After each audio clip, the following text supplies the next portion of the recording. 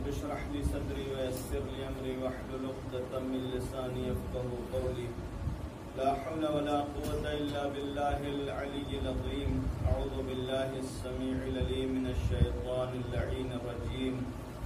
بسم الله الرحمن الرحيم. الحمد لله رب العالمين والصلاة والسلام على أشرف الأنبياء والمرسلين خاتم النبيين مولانا ومولى الثقلين جد الحسن والحسين بالقاص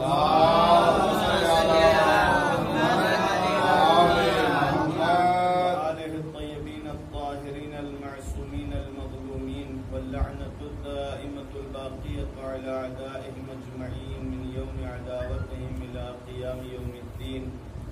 أما بعد فقد قال الله الحكيم في كتابه الكريم. بسم الله الرحمن الرحيم. قل إن كنتم تحبون الله فاتبعوني يحببكم الله ورسوله ويغفر لكم ذنوبكم والله غفور رحيم. صلوات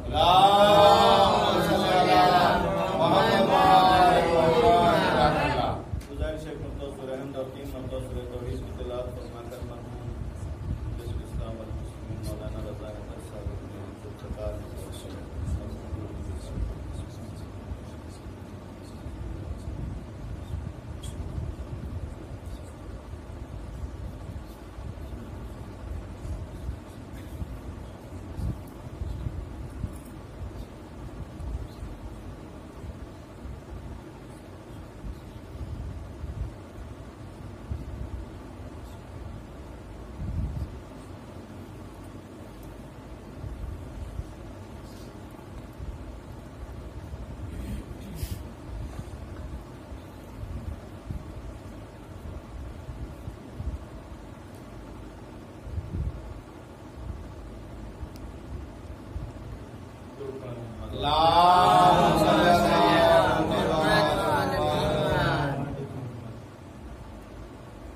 آغاز کرنے سے پہلے گزارش کر دیں کہ انشاءاللہ جیسا کہ پہلے سے اعلان کیا جا چکا ہے مجلس 5 دن تک رہے گی.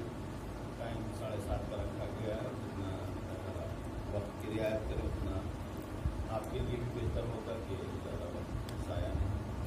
دوسری گزارش تمام برادران سے یہ ہے کہ بہرحال مومنین ہو سکتا ہے خبر نہ ہو سکتی ہو تو بہرحال ہماری طرف سے نائب بن کے ہمارے وکیل بن کے آپ کو خبر کرتے رہیں. ہمارے طرف سے ہمارا پیغام بھی پہنچا دیں کہ مجلس ہو رہی ہے, لگا تشریف لے آئیں اور بہرحال کوشش ہوگی کہ پابندی کے ساتھ مجلس شروع اور دوسری طرف سے بھی وقت کا خیال رکھا جائے تاکہ بہت زیادہ وقت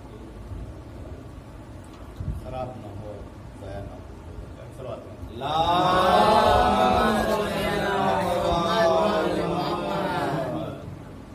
سورہ مبارکہ آل عمران کی 31 نمبر کی آیت ہے جس میں پروردگار عالم اس بات کا اعلان فرما رہا ہے کہ پیغمبر آپ لوگوں سے کہہ دیجئے کہ ان کنتم تحبون اللہ فاتبعونی, اگر تم اللہ سے محبت رکھتے ہو تو ہمارا اتباع کرو, ہماری پیروی کرو, اور اس کا نتیجہ یہ ہوگا کہ یحببکم اللہ, اللہ بھی تمہیں دوست رکھے گا. ویغفر لکم ذنوبکم, اور اللہ تمہارے گناہوں کو بخش دے گا. اللہ غفور الرحیم, اور اللہ مغفرت کرنے والا, معاف کرنے والا ہے اور رحم کرنے والا. آیت مبارکہ کے ذیل میں جو عنوان گفتگو ان ایام میں آپ کی خدمت میں پیش کیا جائے گا وہ حسینی زندگی کا سلیقہ یا سلیقہ زندگی جو امام حسین علیہ السلام نے پیش کیا. آیت اسی عنوان سے آپ کی خدمت میں پیش کی گئی کہ پروردگار عالم نے پیغمبر کی اتباع کا حکم دیا ہے, پیغمبر کی پیروی کا حکم دیا ہے. پروردگار عالم جس ذات کی بھی پیروی کا حکم دیتا ہے تو پیروی کا حکم بالکل مطلق ہوتا ہے. مطلق کے معنی یہ ہے کہ وہاں پروردگار عالم آپ کے لیے یا ہمارے لیے یہ حکم بیان نہیں کرتا کہ دیکھو پیغمبر جب صحیح کام کریں تو ان کی پیروی کرنا، اور نعوذ باللہ اگر غلط کرنے لگیں تو تم ان کی پیروی نہ کرنا. یا مثلا جس کو پیغمبر نے اپنے بعد جانشین مقرر کیا اور جس کو پروردگار عالم نے واجب الاتباع قرار دیا، جن کو اولی الامر قرار دیا، ان کے لیے بھی اگر اتباع اور پیروی کا حکم دیا گیا ہے تو پیروی کا حکم بالکل ایسے نہیں ہے کہ اگر یہ کام ٹھیک کریں تو ان کا پیروی کر لینا، ان کا اتباع کرنا، اور اگر غلط کام کریں تو پیروی نہیں کرنا. اگر پروردگار عالم اس طریقے کا حکم دے تو نقصان کیا ہوگا؟ نقصان یہ ہوگا کہ پروردگار عالم جس ذات کو ہمارے لیے آئیڈیل بنانا چاہتا ہے وہ ہمارے لیے آئیڈیل بن ہی نہیں سکتا، بلکہ آئیڈیل اس وقت ہم ہوں گے. یعنی ہم انتخاب کریں گے کہ صحیح کر رہا ہے یا غلط کر رہا ہے. ہم جب سمجھیں گے کہ صحیح کر رہا ہے تب پیروی کریں گے، ہم جب سمجھیں گے کہ غلط کر رہا ہے تب پیروی کریں گے. اب گارنٹی بھی ختم ہو جائے گی. ہو سکتا ہے ہم سے غلطی ہو جائے، وہ صحیح کر رہا ہو اور ہم نے غلط سمجھ لیا. ہو سکتا ہے کہ وہ غلط کر رہا اور ہم نے صحیح سمجھ لیا، تو پھر پورا نظام مختل ہو جائے گا. لہذا پروردگار عالم اگر کسی کی پیروی کا حکم دیتا ہے تو وہ ذات ایسی ہوگی کہ جس کے اندر کمال پورے طریقے سے پایا جاتا ہوگا، جس کے یہاں نقص کا امکان نہیں پایا جاتا ہوگا، جس کے یہاں خطا کا امکان نہیں پایا جاتا ہوگا، جس کے یہاں غلطی کا امکان نہیں پایا جاتا ہوگا. لہذا پروردگار عالم جب حکم دیتا ہے تو ڈائریکٹ حکم دیتا ہے کہ اس کی پیروی کرو. یہ اختیار ہمارے پاس نہیں ہے، یا ہم کو پروردگار عالم نے یہ نہیں کہا کہ صحیح کرے تو پیروی کرنا، غلط کرے تو پیروی نہ کرنا، بلکہ پروردگار عالم نے اتباع کا حکم دے کے یہ بتا دیا کہ جس ذات کی پیروی کا ہم حکم دے رہے ہیں وہ غلط کر ہی نہیں سکتا ہے.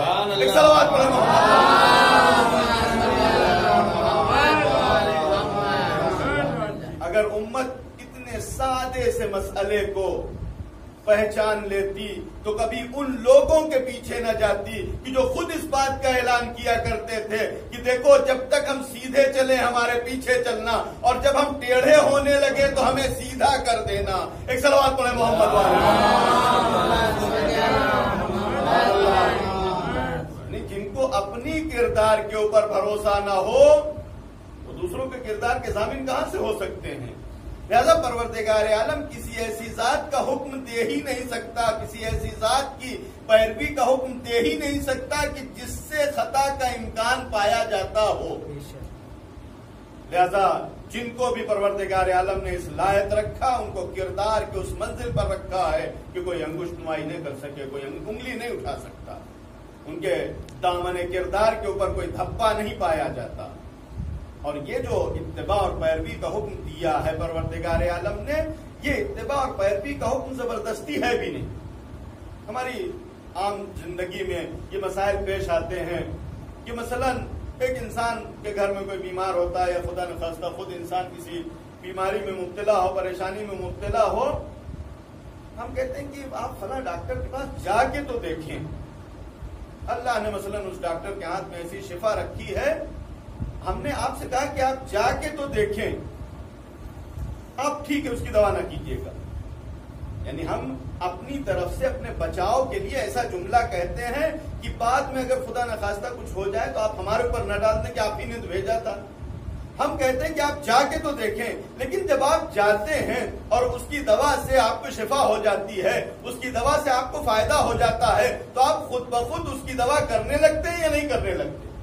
آپ خود اس کے مداح ہو جاتے ہیں. یہ کیوں آپ مداح بن گئے؟ اس کی کیوں تعریف کرنے لگے؟ کیوں اس کی پیروی کرنے لگے؟ کیوں اس کی باتوں کو ماننے لگے؟ اس لیے کہ اس کے اندر ایسا کمال پایا جاتا ہے کہ جس نے آپ کو اپنی طرف کھینچ لیا. یعنی اس کے اندر ایسا کمال پایا جاتا ہے کہ اس نے آپ کو اپنی طرف کھینچ لیا. پروردگار عالم نے جس ذات کی بھی پیروی کا حکم دیا ہے، جن لوگوں کے اتباع کا حکم دیا ہے، ان کو کمال کی اس منزل پہ رکھا ہے کہ اگر انسان اس کمال کو پہچان لے تو خود بخود پیروی کرنے لگے گا. ایک صلوات پڑھیں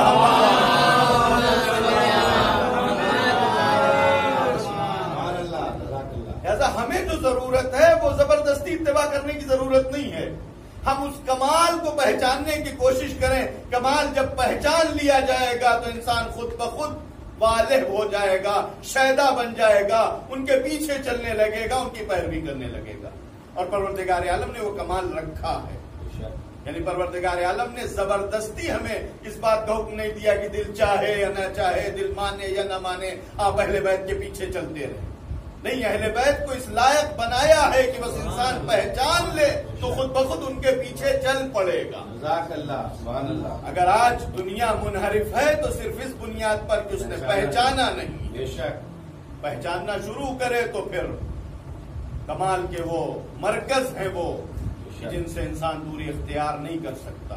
اور ظاہر ہے کہ جو نمونے ہیں پیروی کرنے والوں کے، آپ دیکھ رہے ہیں شہداء کربلا جیسے نمونے سبحان اللہ. چھوڑ کے جا نہیں سکتے.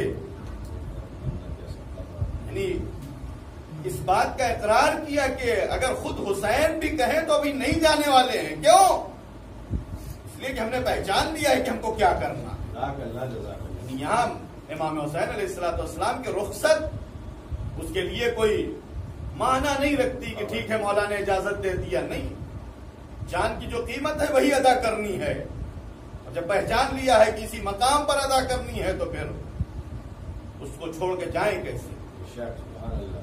لہذا امام حسین علیہ السلام کا جو سلیقہ زندگی ہے، ہم اس کو ایک ایک کر کے انشاءاللہ ایک آدھ جو بھی بہرحال اس فرصت میں اور جو موقع ہوگا انشاءاللہ کچھ چیزیں بیان کریں گے کہ ہم بہرحال اگر حسینی ہیں اور اس بات کا دعویٰ رکھتے ہیں کہ ہم امام حسین کے ماننے والے ہیں، چاہنے والے ہیں، تو علامت کیا ہوگی، پہچان کیسے ہوگی کہ ہم حسینی. جزاک اللہ.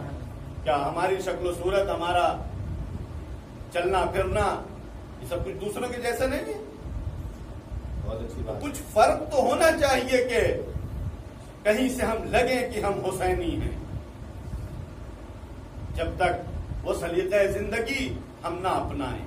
اور ظاہر ہے کہ اس دنیا میں پوری زندگی ہماری ایسے ہی گزر رہی ہے کہ ہم اپنے لیے جو بھی دنیا میں بہترین آئیڈیل ہوتا ہے اس کو انتخاب کرتے ہیں.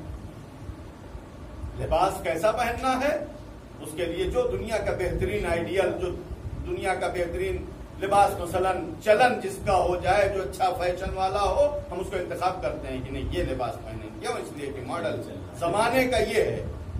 تو اگر ہم اپنی دنیاوی زندگی کے لیے بہترین آئیڈیل، بہترین ماڈل کا انتخاب کرتے ہیں تو پھر اپنی مانوی زندگی کے لیے، اپنی روحانی زندگی کے لیے، اپنی آخرت کی زندگی کے لیے بہترین آئیڈیل کا انتخاب کیوں نہیں کریں؟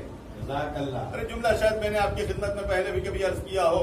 ایک عزیز دوست کا جملہ ہے کہ جو بہرحال کبھی دیوبند کے فارغ ہوا کرتے تھے اور الحمدللہ مذہب اہل بیت سے آشنا ہوئے، کافی خدمات انجام دے رہے ہیں. ان کا جملہ یہ تھا کہ ایک جوتا انسان سلانے کے لیے نکلتا ہے تو پوچھتا ہے اچھا موچی کون ہے. ایک لباس سلوانے کے لیے نکلتا ہے تو پوچھتا ہے اچھا ٹیلر اور دردی کون ہے. اور انسان دین لینے کے لیے نکلتا ہے یعنی جب دین لینے کے لیے نکلو تو اچھا دیندار تو دیکھو، اچھا عالم کون ہے، اچھا جانکار کون ہے، اچھا دین دینے والا کون ہے. یعنی جب ہم دنیا میں بہترین کا انتخاب کرتے ہیں تو یہاں پر بھی بہترین کا انتخاب کریں. اور وہی بہترین اہل بیت علیہ السلام. لبیک یا حسین، لبیک یا حسین، نعرہ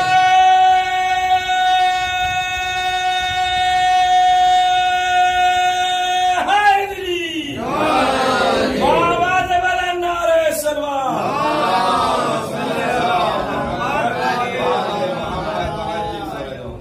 قرآن نے جو زندگی کے نمونے پیش کیے ہیں اس میں ایک حیات طیبہ کا تصور ہے، ایک طیب اور پاکیزہ لوگوں کا تصور کی زندگی، اور ایک جو ہے وہ خبیث اور نجس لوگوں کی زندگی.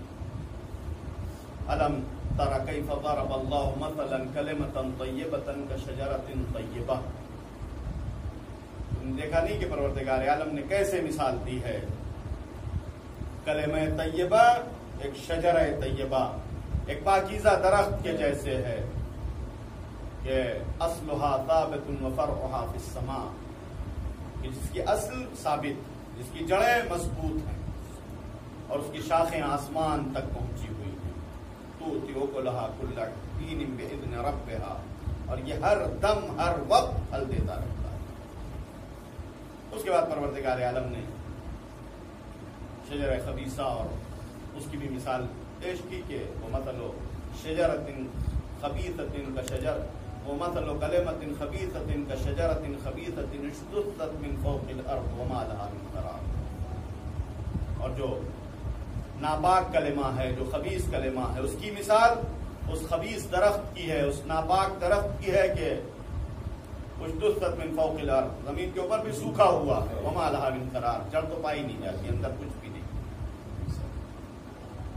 یہ دو سلیقے زندگی ہے جس کو قرآن نے پیش کیا، اور قرآن نے ایک اور تصور پیش کیا کہ ہم جب انتخاب کرنے آئیں تو کس معیار کی بنیاد پر انتخاب کریں۔ بہت اچھی بات، بہت اچھی بات، سبحان اللہ۔ قرآن نے اس بات کا اعلان کیا کہ دیکھو خبیث اور طیب یہ دونوں برابر نہیں ہو سکتے۔ بہت اچھا۔ پھر اس کے بعد قرآن نے کہا کہ وَلَوْ أَعْجَبَكَ كَثْرَةُ الْخَبِيثِ، ہو سکتا ہے کہ تمہیں خبیث چونکہ زیادہ ہے لہذا تمہیں چکا چوند کر دے، یعنی تمہیں اس بات کے لیے متوجہ رہنا پڑے گا کہ صرف کثرت معیار نہیں ہونا چاہیے۔ آج جب بھی مثلا ہم نیک گفتگو شروع کریں تو ہمارے سامنے ایک سب سے بڑا مسئلہ یہ رہتا ہے کہ ساری دنیا جھوٹ بول رہی ہے تو ایسے میں ہم سچ بول کے کریں گے، ساری دنیا غلط راستے پہ جا رہی ہے تو ہم صحیح راستے پہ جا کے کریں گے کیا؟ اور یہ ایک بہرحال یعنی انسان کے انتخاب کے مرحلے میں یہ مشکل سب سے بڑی پیش آتی ہے کہ ایک لطیفہ بعض اساتذہ نے نقل کیا ہے کہ کہتے ہیں ایک شخص بہت ہی اسپیڈ میں رانگ سائڈ پہ چلا جا رہا تھا۔ اب لوگوں نے بہرحال ٹریفک پولیس نے کہا ساری کوشش یہ کر لی کہ اس کو کنٹرول کر لیں، روک لیں، لیکن وہ ہاتھ نہیں آ رہا تھا تو ان لوگوں نے اس کا انتظام یہ کیا کہ ریڈیو سے اعلان کروانے لگے کہ تمام ڈرائیور جو اس روڈ پر چل رہے ہیں وہ الرٹ ہو جائیں کہ ایک آدمی رانگ سائڈ جا رہا ہے تاکہ جو لوگ صحیح چل رہے ہیں بہرحال ان کو کوئی نقصان نہ ہونے پائے۔ ریڈیو وہ بھی چلا رہا تھا، وہ کہہ رہا تھا کہ عجیب احمق لوگ، یہاں تو سبھی رانگ چل رہے ہیں اور ریڈیو سے اعلان یہ ہو رہا ہے کہ ایک آدمی جا رہا ہے، یعنی چونکہ اس نے غلط راستہ اختیار کیا تھا اور یہ غلط جا رہا تھا تو اپنے کو صحیح سمجھ رہا تھا اور باقی لوگوں کو غلط سمجھ رہا تھا۔ جب انسان عجب میں گرفتار ہوتا ہے، جب خود پسندی کا شکار ہوتا ہے، جب اپنے انتخاب کو صحیح انتخاب سمجھنے لگتا ہے تو اس کا نتیجہ یہی ہوتا ہے کہ چونکہ اپنے کو صحیح سمجھ رہا ہے لہذا ساری دنیا کو غلط سمجھ رہا ہے۔ لہذا اگر ساری دنیا غلط ہو جائے تو صحیح صحیح ہی رہے گا چاہے وہ تنہا رہے۔ ساری دنیا کو نہیں دیکھنا ہے بلکہ انسان کو یہ دیکھنا ہے کہ صحیح کیا ہے، پہلے صحیح سمجھ لے اس کے بعد انتخاب کرے، اس کے بعد فیصلہ کرے کہ ہم کو کس راستے پہ جانا ہے۔ صلوات پڑھیں۔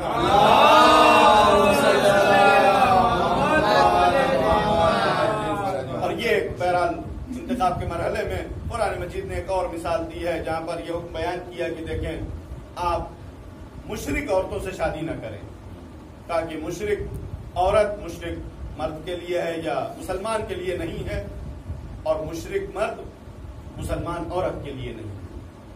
قرآن نے وہاں بہت ہی لطیف گفتگو پیش کی ہے، کہا کہ وَلَأَمَةٌ مُؤْمِنَةٌ خَيْرٌ مِّن مُشْرِكَةٍ، ایک مومنہ کنیز ایک مشرک آزاد عورت سے بہتر ہے، یعنی اگر تمہیں مومنہ کنیز مل جائے تم کنیز سے شادی کر لو، لیکن مشرک آزاد عورت سے شادی نہ کرنا، کیوں؟ اس لیے کہ وہ تمہارے لائق نہیں ہے۔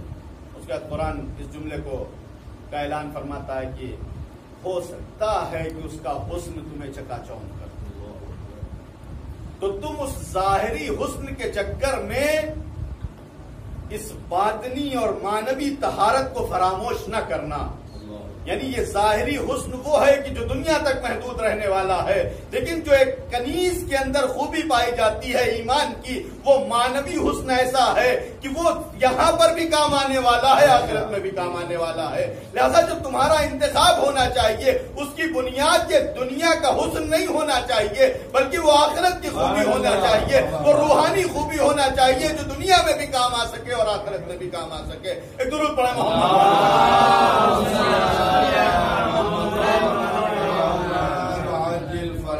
لہذا جب انتخاب کرنا ہو تو انسان وہ انتخاب کرے جو طیب ہے، پاکیزہ، خبیث کا انتخاب نہ کرے۔ اس کے بعد قرآن نے جو کوالٹی بیان کی طیب کی وہ کیا ہے؟ کہا شجرۃ طیبہ، شجرہ طیبہ ہے، کیسا ہوگا؟ اصلھا ثابت، اس کی جڑیں مضبوط ہوں گی، ثابت ہوں گی۔ ثابت یعنی اٹل، یہ ادھر ادھر جانے والی نہیں ہے۔ لہذا ایک مومن کی کوالٹی یہ ہوگی، ایک مومن کی صفت یہ ہے، مومن کی خصلت یہ ہے کہ زمین ٹلت زماں ٹلت، مومن کے قدموں میں لغزش نہیں آتی۔ اور یہ مولا کائنات نے جس وقت جناب محمد حنفیہ کو بھیجا جنگ کے لیے، جنگ جمل کے موقع پر، تو مولا نے فرمایا کہ تزول الجبال ولا تزل، اپنے قدم کو اتنا مضبوط رکھو کہ پہاڑ اپنی جگہ سے کھسک جائیں لیکن تم نہیں، تمہارے قدم نہیں لرزنے چاہیے۔ یہ قدم میں لغزش آتی کیوں ہے؟ جب انسان کو اپنے موقف کا یقین نہ ہو، جب انسان اپنی بات پر یقین نہ رکھتا ہو، جب اپنی جس جگہ پر کھڑا ہوا ہو اس کا اعتبار اور بھروسہ نہ رکھتا ہو تو قدم لرز جایا کرتے ہیں، قدم ڈگمگا جایا کرتے ہیں۔ جب انسان کو اپنے موقف کا یقین ہوا کرتا ہے، اپنی بات کا یقین ہوا کرتا ہے تو زمین و زمان بدل جائے لیکن انسان خود کو نہیں بدلتا ہے۔ ایک صلوات پڑھیں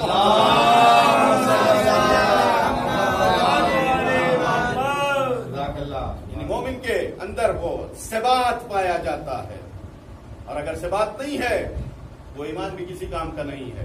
آپ تاریخ میں ایسے بہت سارے افراد دیکھ لیں، زبیر جیسے لوگ، کہ کہاں وہ مرحلہ کہ علی کے ساتھ گھر میں بیٹھے ہوئے ہیں، خلیفہ کے خلاف پروٹیسٹ کر رہے ہیں، جناب فاطمہ کے گھر کے باہر آتے ہیں دشمنوں کا مقابلہ کرنے کے لیے، تلوار نکالتے ہیں، دشمن پر حملہ کرتے ہیں۔ ایک دن یہ اور ایک دن وہ ہے کہ جب جمل میں علی کے مقابلے میں کھڑے، ثبات نہیں پایا جاتا۔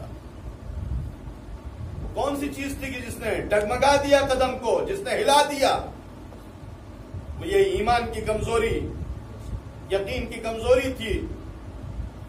ایک دن علی کے ساتھ تھے، ایک دن علی کے مقابلے میں تلوار لے کے آ گئے۔ تاریخ نے اور بھی نام لکھے ہیں، جناب حسان بن ثابت۔ غدیر میں مولا کائنات کی ولایت کا اعلان ہوتا ہے تو مولا کائنات کے لیے قصیدہ کہتے ہیں۔ ثقیفہ میں خلیفہ اول کی بیعت ہوتی ہے تو خلیفہ اول کے لیے قصیدہ کہتے ہیں۔ ثبات نہیں پایا جاتا، جبکہ ثابت کے بیٹے تھے اور ثابت نہیں رہ سکتے۔ لہذا ایمان وہی ہے جس کے اندر ثبات پایا جاتا ہو۔ آپ دیکھیں مولا کائنات کی جو زندگی ہے اور مولا کائنات کے جو چاہنے والے ہیں، ان کے یہاں فرق نہیں آیا۔ علی 25 سال خاموش رہے، خاموشی میں بھی علی کے ساتھ رہے۔ حکومت آئی تو اکڑے نہیں۔ تاریخ نے لکھا ہے مالک اشتر کوفے میں جا رہے تھے، کسی نے بے ادبی کی تھوک دیا مالک اشتر کو۔ آپ جب اس کردار کو، اس کیریکٹر کو سنتے ہیں اور خاص کر جو فلمایا گیا اور اس میں آپ نے دیکھا ہوگا تو آپ سوچ سکتے ہیں کہ ایسی شخصیت کے بارے میں اگر کوئی اتنا توہین آمیز عمل حرکت کر دے تو اس کا ری ایکشن کیا ہوگا۔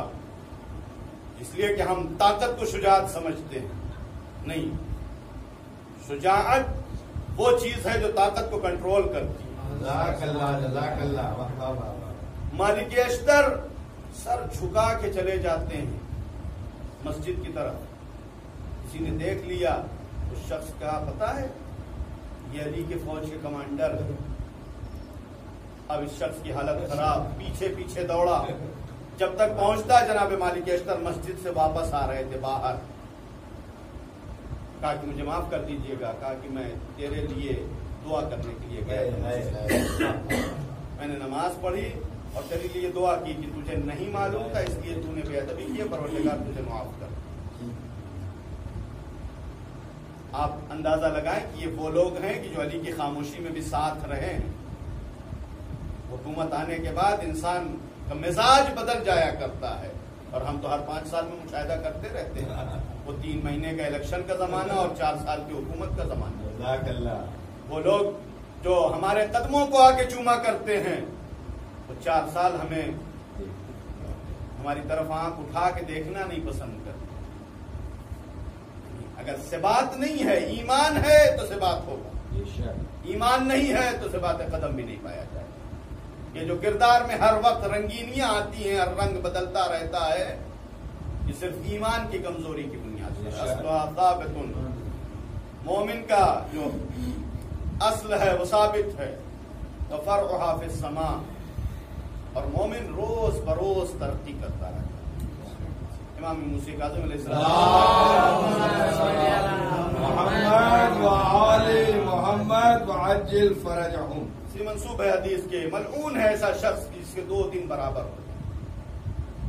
ہمیشہ آج کا دن کل سے بہتر ہونا چاہیے۔ اگر آج کا دن کل سے بہتر نہ ہوا تو مغبون ہے ایسا انسان کا، دھوکے میں ہے، نقصان میں ہے، اور بعض روایات ملعون ہے ایسا شخص جس کا کل آج سے بہتر نہ ہو سکے۔ فرعها فی السماء، ہمیشہ ترقی کی راہ میں۔ اور یہ آج جو مسلمان، اصل پسماندگی اور مسلمان یہ دونوں لفظ جوڑ دیے گئے ہیں، اور اس پسماندگی کے پیچھے ایک فکری پسماندگی ہے کہ جس نے ہم کو دنیا میں پیچھے کر دیا۔ ہم اتنا دنیاوی امور میں پیچھے نہیں ہے جتنا فکری طور پر پیچھے ہو گئے ہیں۔ اس لیے کہ پیچھے ہونے کا مقصد کیا ہے؟ کسی کو بھی ہم اپنا آئیڈیل سمجھ لیں، اس کو لا کے آگے کھڑا کر لیں تو بہت پیچھے ہو جائیں گے۔ جس دن سے ہم نے یہ فیصلہ کر لیا کہ وہ غیر مسلمان مترقی ہیں، جب ہم نے یہ سمجھ لیا کہ ترقی ان کے یہاں ہے، تو بس ہم خود بخود پیچھے ہو گئے، یعنی ہم نے ان کو آگے کر دیا۔ اور یہ وہی لوگ ہیں کہ جو کبھی بڑی حسرتوں سے اس قوم کی طرف دیکھا کرتے۔ اب تو یہ صرف مرثیہ پڑھنے کے دن ہیں ہمارے کہ ہم پڑھتے رہے کہ ہاں ایک زمانہ تھا، وہ فارسی میں کہا جاتا ہے پدرم سلطان بود، لیکن یقیناً اگر ہم اپنی فکری پسماندگی کو دور کر لیں تو دنیا میں اتنے پیچھے ہیں بھی نہیں۔ لیکن بہرحال یعنی اس حوالے سے ہم کو گفتگو نہیں کرنا ہے۔ آپ ایسے افراد کو دیکھیں کہ جو کسی مقام تک پہنچتے بھی ہیں تو اپنی فکری پسماندگی کی وجہ سے وہ اظہار نہیں کرنا چاہتے کہ ہم مثلا مسلمان ہیں یا ہماری ترقی میں اسلام کا کوئی رول ہے۔ اگر وہ کوشش کرتے تو ان کی ترقی میں اسلام کا بھی رول ہوتا، لیکن کبھی انہوں نے اسلام کو نظر میں رکھا ہی نہیں۔ تو ظاہر ہے کہ کسی بڑے مقام پر پہنچنے کے بعد ان کو عیب محسوس ہوتا ہے کہ وہ اس بات کا اعلان کریں کہ ہم مسلمان ہیں۔ ایسی شخصیتیں ہیں ہمارے درمیان۔ بہرحال انشاءاللہ باقی کام کر لیں گے۔ امریکہ میں گلیشیئر ہے ان کے نام، بڑے سائنٹسٹ ہیں وہاں کے، یعنی اتنے بڑے سائنٹسٹ ہیں کہ گلیشیئر ان کے نام کیا گیا امریکہ میں،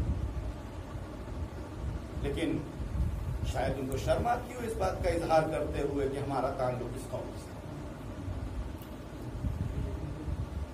اگر ہم نہیں پہچانتے تو ہمیں بالکل حسرت نہیں ہونی چاہیے، افسوس نہیں ہونا چاہیے، یعنی واقعا ہم نہیں جانتے تھے تو ہم کو جو معلوم ہو تو ہم کو کوئی افسوس نہیں کہ تم نہیں جانتے، اس لیے کہ جو انسان اتنا خود کو پست سمجھتا ہو کہ اپنا تعارف اسلام کے نام سے نہ کرا سکتا ہو، اس کا ہمارا سب سے کوئی رشتہ بھی نہیں۔ جزاک اللہ جزاک اللہ، سبحان اللہ۔ یعنی جس کا اسلام سے اتنا رشتہ کمزور ہو، ہمارا اس سے رشتہ نہیں ہو سکتا۔ یعنی ہم فکری طور پر زیادہ پسماندہ ہیں، دنیاوی طور پر کم پسماندہ۔ ترقی ہمارا حق ہے اور کوشش کی بنیاد پر ملتی ہے۔ قرآن نے تو اس بات کا اعلان کر دیا، لیس للانسان الا ما سعى۔ قرآن کی تو اصل یہ ہے کہ کوشش جو کرے گا وہ آگے جائے گا۔ بے شک ہم سے کوشش کرنے کے لیے کہا گیا تھا، ہم نے کوشش چھوڑ دی تو ترقی کی راہ کہاں سے ملے گی؟ کوشش ہماری ذمہ داری ہے۔ لہذا مومن مترقی ہوتا ہے، اس کی زندگی میں روز بروز ترقی ہوتی ہے۔ تو کلھا کل حین، ہمیشہ پھل دیتا رہتا ہے۔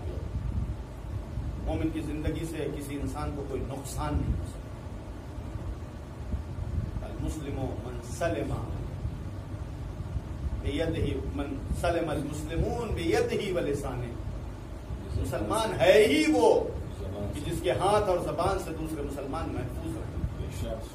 ایک سلام کا فلسفہ ہم سمجھتے ہیں، ہم یوں ہی سلام ٹھوکتے پھرتے ہیں دوسروں کو، یہ دعا نہیں ہے۔ کم سے کم اگر ہم آپ کو یہ کہہ رہے ہیں کہ سلام، تو کم سے کم ہماری ذات سے تو آپ کو نقصان نہیں ہونا چاہیے۔ بہت اچھا سبحان اللہ۔ یعنی ہم نے آپ کو یہ گارنٹی دی ہے کہ ہماری طرف سے آپ سلامت ہیں، ہماری ذات سے آپ کو کوئی نقصان نہیں ہونے والا ہے۔ اس کے باوجود اگر ہماری طرف سے بھی کوئی نقصان ہو جائے، پھر آپ نے پلٹ کے ہم کو علیکم السلام کہہ دیا تو آپ کی بھی ذمہ داری ہے۔ واہ واہ واہ واہ۔ یہ اسلام نے یوں ہی واجب نہیں قرار دیا۔ اگر ہم نے اپنی طرف سے ایک آفر کر دیا آپ کو کہ ہماری طرف سے آپ کے لیے سلامتی ہے، تو آپ کے لیے واجب ہے کہ آپ ہمیں گارنٹی دیں کہ ہماری طرف سے بھی آپ کو کوئی نقصان ہونے والا نہیں ہے۔ لیکن بس ایک رواج ہے، اس لیے چل رہا۔ ابھی ہمارے لیے سب سے بڑا مسئلہ یہ ہوتا ہے کہ وہ کل کسی نے ہم سے سوال کیا تھا کہ مولانا وہ سلام لکھنا چاہیے، سلام علیکم پورا لکھنا چاہیے۔ اگر سلام بھی لکھا تو ہم وہ کنسپٹ تو سمجھتے ہیں نا کہ کہنے والا کیا کہنا چاہتا ہے۔ اگر سڑک پر ایک بورڈ لگا رہتا ہے کہ ایسے ٹیڑھا، تو ہم سمجھ جاتے ہیں کہ آگے راستہ تھوڑا سا ٹیڑھا ہے۔ یہ اشارہ کس لیے ہے؟ یہ اشارہ پورا ایک جملہ ہے کہ جو اشارہ بنا دیا گیا ہے۔ پورا ایک جملہ ہے کہ مثلا یہاں لکھا جانا چاہیے تھا آگے راستہ داہنے مڑ کر پھر بائیں مڑا ہوا ہے۔ یہ لکھنے کے بجائے انہوں نے ایک اشارہ بنا دیا، ہم نے پورا جملہ سمجھ لیا۔ تو سلام بھی ایک ماڈل بن گیا، ایک آئیکن ہے وہ کہ جس سے ہم نے سمجھ لیا کہ وہ کیا کہنا چاہتا ہے، سلام علیکم کہنا چاہتا ہے، بس کافی ہے۔ لہذا مومن، اس کی ذات سے ہمیشہ دوسرے کو فائدہ ہونا ہے، اسے نقصان نہیں ہوگا۔ اور اگر کہیں ایسا مقام آ جاتا ہے کہ مومن کی ذات سے کسی انسان کو نقصان ہونے والا ہے، مومن اپنا نقصان پسند کرے گا، دوسرے کا نقصان نہیں۔ بے شک بے شک۔ بہرحال چونکہ بہت تفصیل میں ہم جانا نہیں چاہتے، ورنہ ہم مثالیں دیتے ہوئے آگے بڑھیں۔ بِإِذْنِ رَبِّهَا، یہ جو سب کچھ ہوتا ہے وہ پروردگار کی مرضی سے ہوتا ہے۔ مومن کی زندگی میں جو کچھ بھی ہونا ہے وہ اذن الہی، مرضی پروردگار کے مطابق ہوگا۔ یعنی مومن وہی کرے گا کہ جو خدا کا منشا ہو۔ یہ ساری کوالٹی ہے ایک ایسی زندگی کی جس کو قرآن طیب زندگی کہتا ہے۔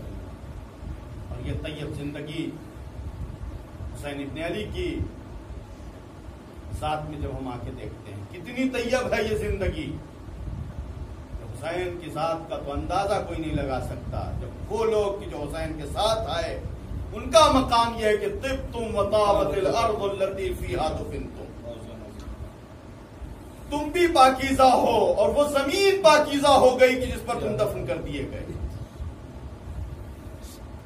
جہاں طہارت اور پاکیزگی اس مرحلے میں ہو کہ جو حسین کے ساتھ کھڑے ہو جائیں، ان کی ذات پاک ہو جائے اور وہ مٹی پاک ہو جائے جس مٹی میں وہ دفن کر دیے جائیں۔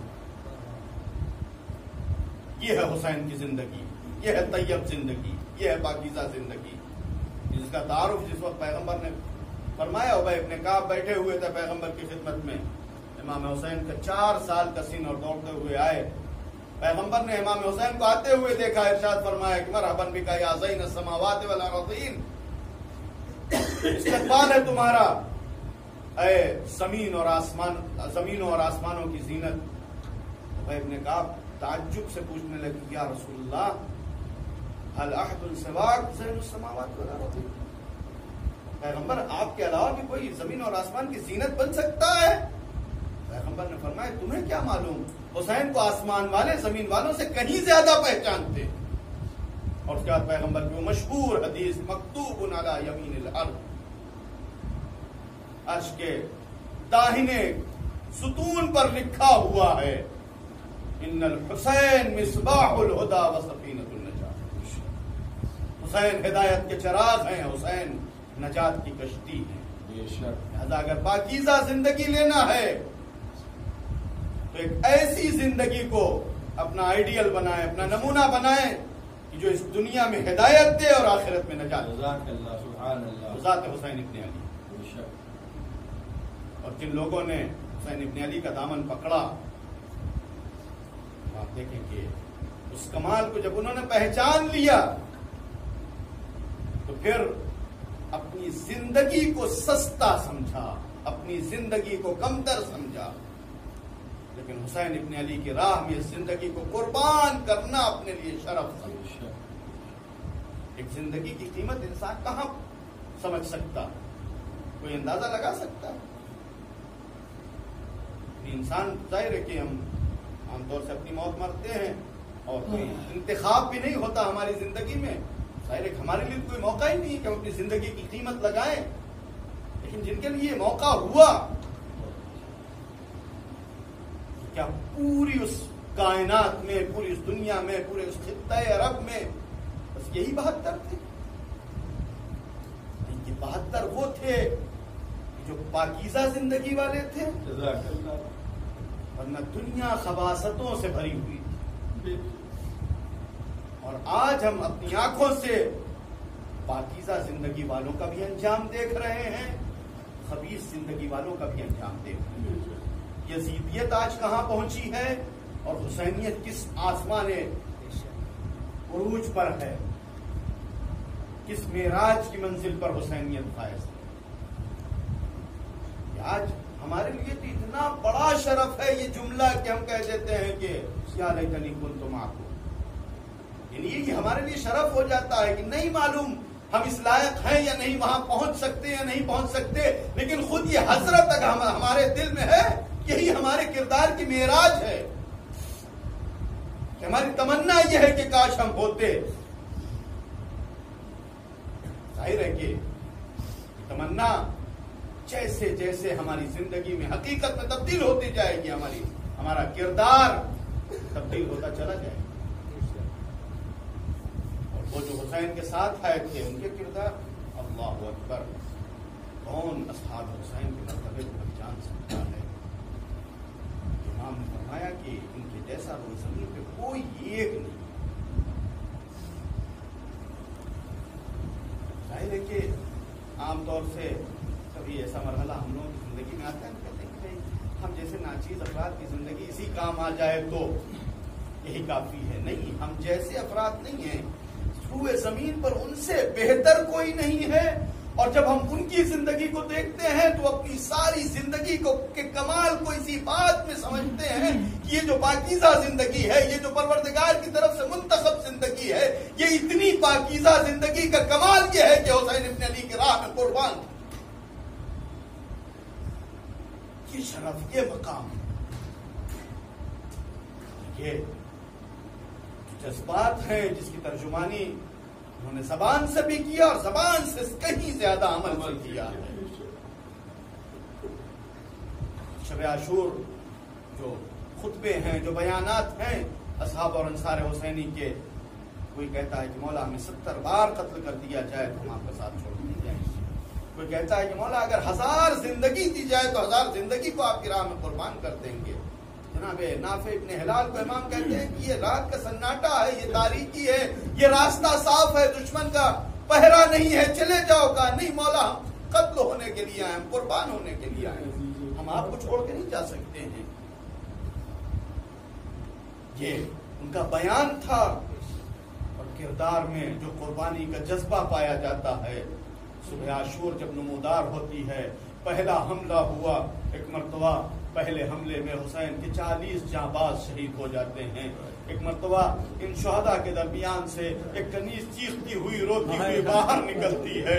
امام حسین نے پوچھا اے کنیز خدا کیوں گریا کر رہی ہے؟ ایک مرتبہ وہ کنیز کہتی ہے آقا میں مسلم ابن ابن اوسجہ کی کنیز ہوں، میرے آقا مسلم ابن اوسجہ شہداء کے درمیان گرے ہوئے ہیں، زخمی حالت میں ہیں، ابھی زندہ ہیں، بس ایک مرتبہ یہ سنتے ہیں حسین ابن علی جناب مسلم ابن اوسجہ کی طرف بڑھتے ہیں، ابھی حسین کے ساتھ حبیب بن مظاہر موجود ہیں، ابھی حسین کے ساتھ اصحاب و انصار موجود ہیں، حسین جناب مسلم ابن اوسجہ کے قریب پہنچے، امام حسین بیٹھ جاتے ہیں، مسلم ابن اوسجہ کے سر کو اپنے زانوں پہ رکھا، اور ایک مرتبہ جناب حبیب پوچھتے ہیں اے مسلم مجھے معلوم ہے کہ تمہارے بعد ہمیں بہت زیادہ دیر اس دنیا میں نہیں رہنا ہے، لیکن پھر بھی مسلم اگر کوئی وصیت ہو تو وصیت کر دو، شاید میں تمہاری وصیت کے اوپر عمل کر سکوں۔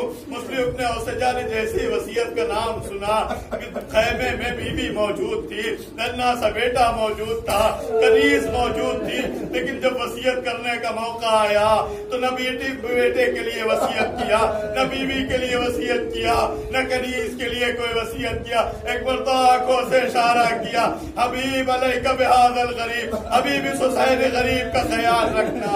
میں کہوں گا مسلم ابھی حسین کو غریب نہ کہو، ابھی حسین کا اکبر زندہ ہے، ابھی حسین کا بھائی عباس زندہ ہے، ارے حسین تو اس وقت غریب ہوگا جب علی اکبر شہید ہو جائیں گے، عباس کے شانے کٹ جائیں گے۔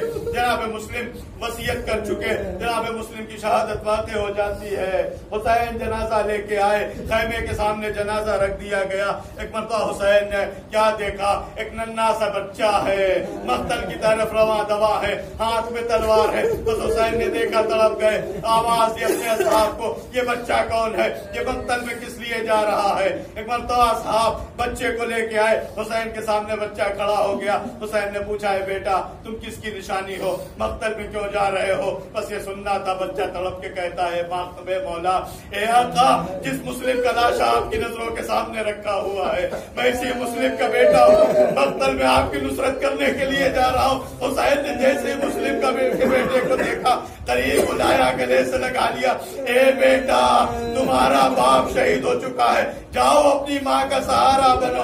یہ سننا تھا، بیٹا کہتا ہے آقا جس ماں کے سہارے کے لیے آپ مجھے خیمے میں واپس بھیجنا چاہتے اسی ماں نے مجھے تیار کر کے بھیجا ہے۔ اب جو حسین نے خیمے کی طرف مڑ کے دیکھا، بیوہ مسلم آواز دے رہے اے آقا بیوہ کا آخری ہدیہ اسے رجنک کیجیے گا۔